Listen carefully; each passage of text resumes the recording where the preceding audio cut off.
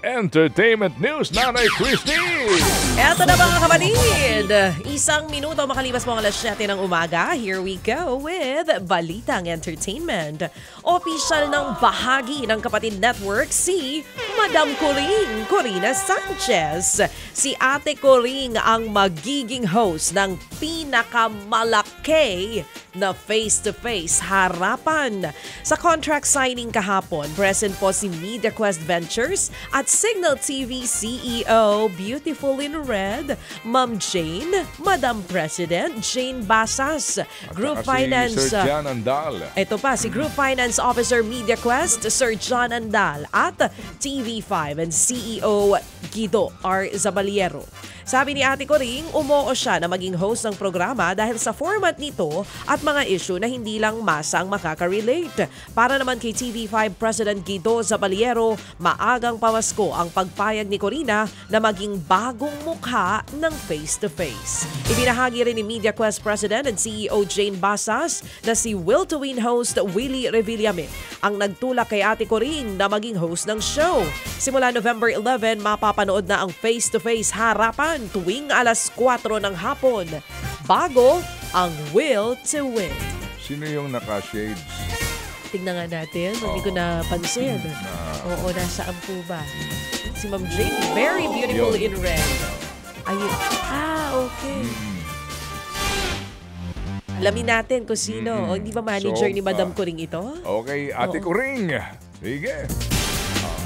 Simulan na ang harapan. Face to face. Dati meron din kami programang ganyan, di ba? Harapan din. Ang title, harapan. Oh, wow. Oo. So, ganun din ang eksena. Iba naman yon, is yung pambayan yon. Oo. Ang ating executive producer ay si Irene Javier Manotok. Ang title niya ay Harapan.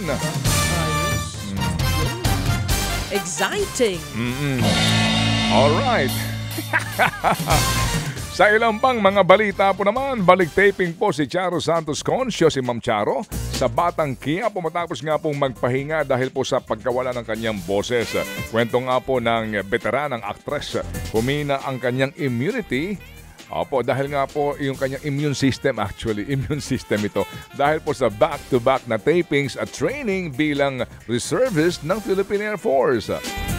Pinagbawalan daw siya ng mga doktor na magsalita muna. Yung nga po, para ipahinga po yung kanyang boses. Ngayon po ay masaya na po si Ma'am Charo na makapagbalik nga sa set matapos ang isang buwan. Gumaganap siya bilang tindeng sa Batang Quiapo, ang lola ni Tanggol. Abangan po si Ma'am Charo sa serye tuwing alas 8 po ng gabi sa TV5. Samantala, viral naman ang video ni Bini Mika sa Incheon International Airport sa South Korea. Hindi napigilan ng Blooms na lapitan at makipag-picture sa kanilang P-pop idol. Yun nga lang, hindi lang si Bini Mika ang napansin, kundi pati ang opa na kasama nito. Uy, mabilis naman nilinaw ni Mika na ang kasama niyang lalaki ay kaibigan niya. Well, pareho naman silang single, di ba? Kung hindi naman friends lang, why not? Kaibigan niya pong isang Korean model. Nakuha na ng video ng pauwi na ng bansa si Bini Mika matapos magbakasyon sa South Korea.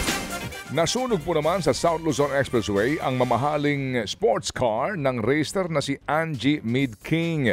Sa video po na post ni Miss King, kitang kulay itim na ang kanyang pulang sports car. Nagkakahalaga yan na higit kumulang sa 10 milyong piso.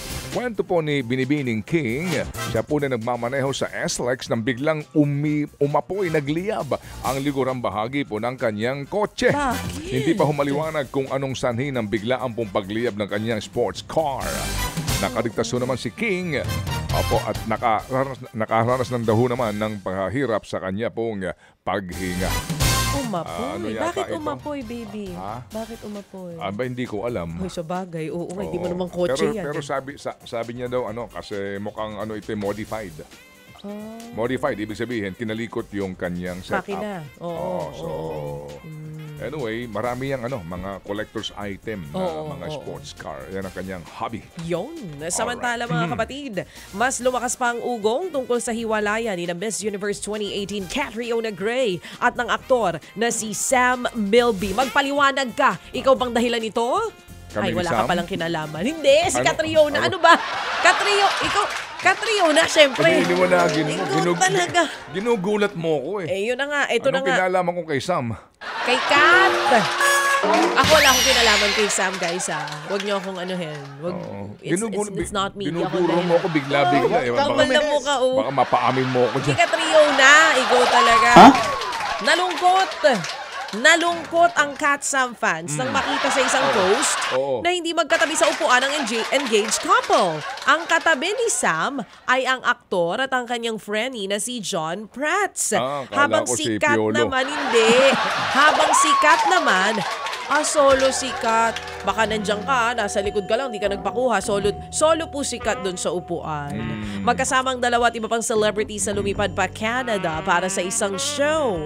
Napareact dyan ang ilang netizens pero ayon sa isang nag-comment, okay na rin kasi mahalaga po, magkaibigan ang dalawa. Yun naman ang maganda, no? To end things right. Noong Pebrero, sinabi ng talent management company na Cornerstone na may hinaharap daw na pagsubok sa relasyon ng dalawa.